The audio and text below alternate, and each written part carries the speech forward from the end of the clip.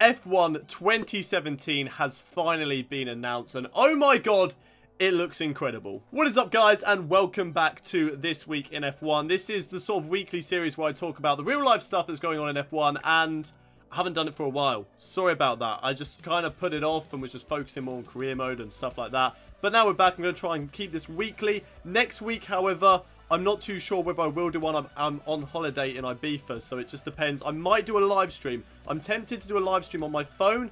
So it just depends on how good the internet is in my hotel. If it's good, then we can do a live stream. If it's not, then unfortunately you're just going to have to wait 2 weeks for another This Week in F1 video. But no, to be fair, I might be able to film something on my phone and upload it to capture, because I've downloaded that onto my phone. So we'll just see. If the internet's good, then there may be a video next week. If not, you're just going to have to wait 2 weeks. But let's get into This Week in F1. So the first and the big talking point really in terms of my aspects is F1 2017 has been announced, and what a trailer trailer they gave us for the announcement. Classic cars, and I know it's very much Marmite amongst the F1 community. A lot of people love classic cars, a lot of people don't really like them. They just want to focus on career mode, stuff like that. That's the same for me. I just want to focus on career mode. I love career mode, and that's the main reason why I play the game. But classic cars still, for me, I'm just like, yes, give me more classic cars. Apparently there's going to be 12 in the game. They've only announced 3, or there's going to be 11 in the game. I think there's going to be 12. They've only announced 3.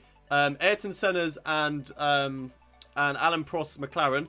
I think it's the 1988 one. That is actually DLC, or if you get it, pre-order it, and you get like the day 1 release, then you get that McLaren. If not, you have to purchase it at a later date during DLC, which is a little bit annoying for some of you guys who aren't going to get it first day and have to pay DLC. But at the end, and just for one car at the moment, I'm not too sure whether it'd be worth it. Hopefully it's only like £3 or something like that. And they've also released the F2000, I believe it's called, the F2002, the 2002 Ferrari that Michael Schumacher and Rubens Barrichello drove, which is just a beautiful car, an absolutely beautiful car. My favourite looking cars probably are the Ferraris of 2002 to 2004. I just love the look of those cars. They are just absolutely amazing. I'm so glad that the F2002 is actually in the game. And of course you've got Nigel Mansell's, and I think it's Patrese Williams. I think that was his teammate in 1992.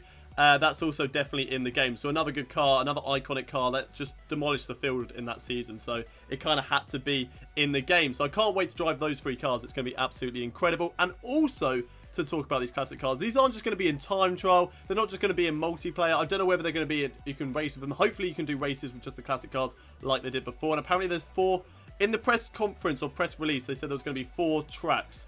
Or 4 additional layouts. So I don't know whether that just means you can change layouts of existing tracks, or whether they are going to be bringing 4 other tracks to the game, which is a little bit disappointing that it's only 4 tracks. I was hoping it would be more. I mean, in my view for F1 2017, I would love to see a lot of different classic tracks, and not necessarily classics, you know, just recent classics. Like, you know, I've been recently doing the Rags to Riches series and driving around Valencia again, India again, South Korea again, Turkey again.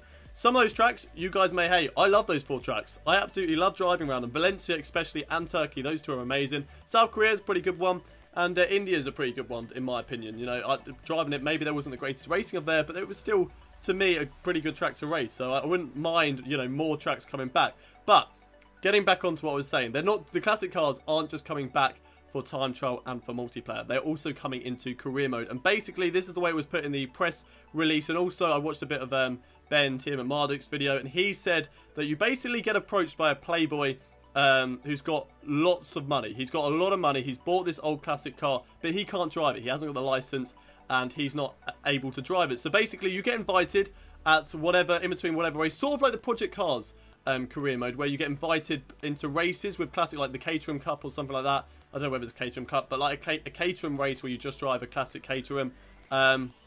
You kind of have this in this career mode where you drive one of the classic cars, and you just sort of do. He didn't say it was time trial. He didn't say it was like you know, the practice sort of sessions where you get R&D.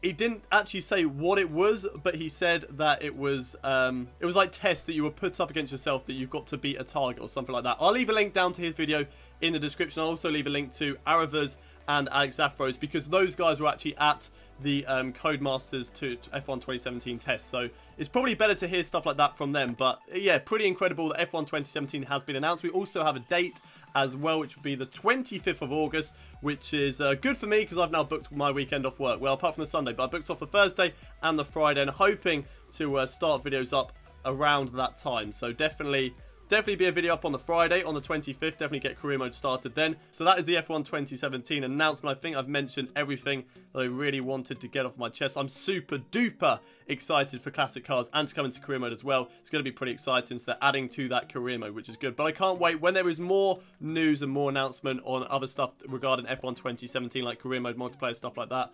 I will get it to you guys either in a separate video or in a This Week in F1 video. We'll just have to sort of wait and see. But moving on to the next subject, that is going to be the Spanish Grand Prix review. And I think I speak for everybody in saying that this was the best race of F1 2017 so far. Absolutely incredible. I didn't manage to watch all of it, unfortunately, live, because I unfortunately work on a Sunday. But yeah, still, I watched the highlights, I watched other stuff, I was following it on Twitter, and it was just absolutely incredible. Absolutely incredible. The whole weekend on a whole, you know, Fernando Alonso having the engine failure, the oil leak in FP1, and do you see how much oil came out the back of the car? They tilted it up on the crane, and it was just pouring. It was just pouring out the back of that car. Then he was really slow in Friday and had a great radio quote where he's just like, the engine feels good, slower than before, amazing. So I just love the sarcasm from Fernando Alonso. And then you get to qualifying, and nobody expected this. He gets through into Q2. That's pretty standard for Fernando Alonso in this McLaren, even though it's shocking. He still got into Q2, and then out of nowhere he got into Q3, which is incredible. Not only did he get into Q3 and then just come P10, he got P7 in qualifying at the end of the day in a McLaren Honda, which is seriously underperforming. That just goes to show, maybe if they can get that engine right, McLaren could be up there aerodynamically with the likes of Mercedes and Ferrari, and of course Red Bull. So we'll just have to wait and see on that one. Hopefully McLaren can improve the engine, because otherwise Fernando Alonso is definitely going to go at the end of the season. But where is he going to go? Mercedes, Ferrari, any of those guys, just have to wait and see for that. But we will get to that later on in the season. I'll definitely do a sort of driver prediction video once again. But let's just ignore that. So what a Spanish Grand Prix that it was for Fernando Alonso. Unfortunately, he got run wide in towards turn 2 at the start of the race because of the collision with Valtteri Bottas, Kimi Räikkönen, and Max Verstappen. So unfortunately he ran wide and got pushed way down the field. Unfortunately finished in P12, so no points for that McLaren, but it was points for Pascal Wehrlein in the Spanish Grand Prix. He finished 8th. What a result it is for the Sauber team. They're sort of the new manor at the moment, the back markers of the field.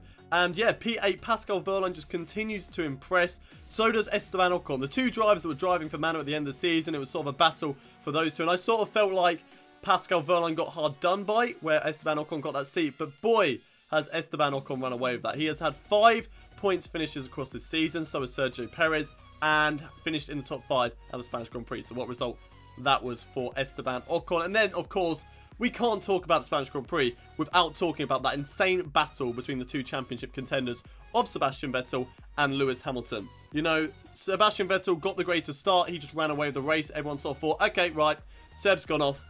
This race is over. But not for long, because then Lewis Hamilton comes back in the pit stop phase, pitted under the virtual safety car. Sebastian Vettel didn't pit under the virtual safety car, and that was enough for Lewis Hamilton to catch up, go side by side down in towards turn 1. Vettel on the inside, Hamilton on the outside. Vettel squeezed him out, little bit of tyre contact, probably didn't give him enough room, but it was still spectacular to see those two go to battle. And then it came round a little bit later on in the race. Lewis Hamilton just flies around the outside of turn 1, and Sebastian Vettel says on the radio there was like nothing that he could do about that. He was coming down like a train. So absolutely incredible battle between those two, and hopefully that can continue as the season goes on. I doubt it will happen in Monaco. I mean, if we see a battle like that in Monaco between those two, that would be absolutely incredible. But Monaco being Monaco, it's more likely to be a parade, but it's still, of course, an exciting race, because you have the threat of the barriers and stuff like that, of drivers crashing out. You know, one mistake and that's it for your race. So Monaco is going to be an exciting one. I can't wait for that in a week's time. So hopefully I'll do a sort of predictions on that video, but we'll have to wait and see for that. Other news to talk about this week in Formula 1 is, of course, Fernando Alonso racing in Indy 500 at the same time as the McLaren as the Monaco Grand Prix. So he's ditching his McLaren. Jenson Button is stepping into the seat, and he is doing the Indy 500. He's currently doing practice sessions at the moment. I think it's practice 4 today when I'm filming this video, and it'll actually be going up today for you. So practice 4, I believe, is today. And he's not been doing too badly. He's got, like, definitely up in the top half of the field in the practice sessions. I'm not too sure how the timing screens work or whether it's the fastest.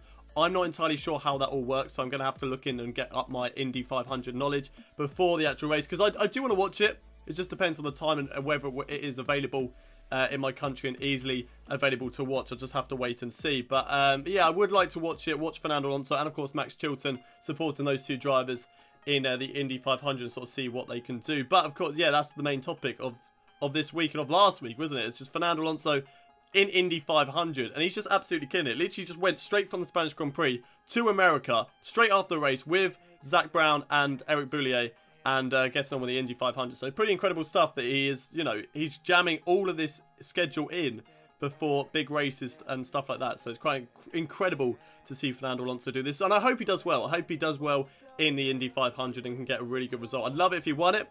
But, you know, I don't know how Indy 500 works, so I don't know whether he is a good contender. I think most of the cars are quite even, so, yeah, it'd be interesting to see what he can actually do. Other stuff to talk about, and this is sort of sliding back into the review of the Spanish GP, and there's only a amount of times that I can defend Lance Stroll and Jolyon Palmer. They have just had they've just had a terrible season. Stroll, to be fair to him, he can do nothing wrong this season. I'm pretty sure that McLaren are going to back, not McLaren, Williams, sorry, are going to back him for next season. So I feel like Stroll can't do anything wrong at all this season unless he does anything, you know. Okay, he can do some things wrong, but most likely he's going to hold on to his seat. So this season is sort of a learning season for him, which is good for him because it means that the pressure is off. And even though he is getting some bad results, maybe, hopefully in the future, he can get some good ones. But Jolyon Palmer's second season in F1, and he's just nowhere near his teammate. Whether there is actually problems to the car or that's just his excuses, but as a Brit, I do sort of follow him, and I want him to do well. But there's only so many times I can defend him, like in the qualifying session in Spain, like in the race. He's just nowhere. He's just nowhere compared to his teammate. It's just like, how? How is he so far off? So, Renault are obviously going to keep him till the end of the season. That's obvious, because there's no one really to step in that seat. Sergio Sorokin, can he really take that seat? Not really. He did a practice session, was way down the field in Spain. So he's just as bad. I mean, they're going up against Nico Hülkenberg, which we all know should be in a top car and should have got a podium by this time in his career mode. He's been very unfortunate not to get a podium. Hopefully with Renault that can happen. But yeah, it is difficult to go up against Nico Hülkenberg. But at the same time, how are you just so far off the pace of your own teammate? It's really disappointing. Same with Lance Stroll. He's so far off the pace of Felipe Massa, a guy who retired at the end of last season, has come back, and he's the only one getting points for Williams. Williams are struggling, so are Renault, because their second drivers aren't getting the points to challenge with the likes of Force India, Toro Rosso, and well, I say Williams, Toro Rosso and Force India, those two teams. So they are slipping down to the ranks of, you know, Sauber, who have now got points. Can they get more points this season? We'll just have to wait and see. But also, if McLaren start to pick up their game, they could be definitely pulled in by those two teams. So we'll just have to wait and see how this season develops. But yeah, I don't know what Jolyon Palmer and Lance Stroll are doing at the moment. There's literally, there is so many. I've been defending them so much on Twitter, but there is only so many times I can defend those two drivers. And finally, the last thing I want to talk about is the brilliant job Liberty Media have been doing with F1. They just keep on bringing something new to every single Grand Prix, and it's just incredible. It's improving the spectacle at the track. Yes, they do need to try and get the TV viewership up, which is the next sort of thing that they need to focus on. But in terms of giving an experience to people at the track, it's just incredible. Okay, at the moment, most of the best experiences are going to celebrities and stuff like that. I mean, you had Carlos Puyol getting driven around in a two-seater F1 car at a Spanish Grand Prix. You've had that before. I think there was a few people that weekend who got driven around, which is pretty exciting, and it's pretty good. It gets more celebrities to come and sort of ups the appeal of these race circuits. If you have more celebrities going to these races, then you're going to have more fans, because they're going to have, you know, if you go to a race and you've got the chance to meet, you know, a lot of celebrities that you follow, then you're more likely to go to that race instead of going to a race and you just, the only celebrity that you're going to know there is one person. You're not really going to want to go. Whereas if there's like 20 or more that are definitely going to be there, you're like, okay, this is going to be quite interesting. You know, I might be able to meet some of my favourite celebrities. So yeah, they're doing a great job in terms of that. They're also in the paddock as well. They had that pretty cool robot that was sort of quite entertaining stuff. A zip line in the middle. Like, so many random things that they're just chucking ideas in. And it works. It does work, which means I'm very excited to see what they bring to the British Grand Prix. And then, of course, you had Ferrari doing something great as well with that little French boy, Thomas, who was crying after Kimi Raikkonen got put out of the race.